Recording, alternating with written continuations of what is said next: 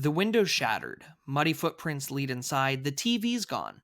Sure, maybe a giant bird broke the glass, a neighbor jumped in to move the TV to a safer spot, but the best explanation, we were robbed.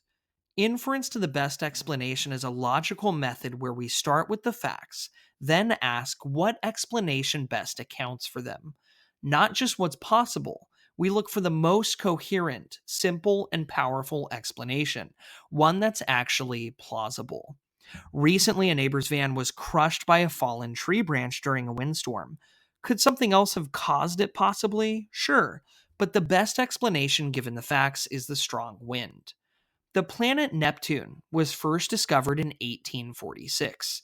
Astronomers noticed Uranus wasn't orbiting quite right.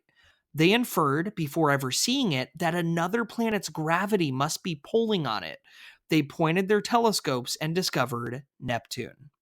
How do historians know Julius Caesar was assassinated? We have ancient texts, coins, political shifts, and the best explanation of all that evidence is Caesar was killed by senators in 44 BC.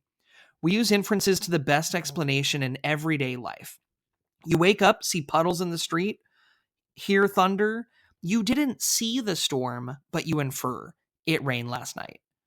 Not all explanations are equal. The best ones have these traits: explanatory power, it accounts for the most facts. Simplicity, it's not needlessly complex.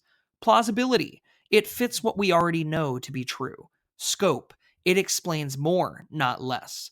Less ad hoc, it doesn't require wild assumptions just to work. Now let's take the same reasoning and apply it to one of the most important claims in history, the resurrection of Jesus. Here's some of the evidence. Jesus was a real person. He was publicly crucified. 3 days later, his tomb was found empty. Hundreds of people claimed to see him alive afterwards. His disciples' lives were radically transformed. Former skeptics and enemies like James and Paul became followers of Jesus. The early church exploded in the very city where he was executed, and they were willing to die for that testimony. What's the best explanation for all this?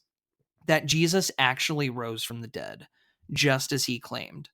Alternative theories like hallucinations or body theft fail the inference to the best explanation test. They lack explanatory power, scope, and plausibility. For a deeper analysis of these and other theories, check out our playlist on the resurrection of Jesus. So, when the evidence points to the life, death, and resurrection of Jesus, maybe faith isn't blind.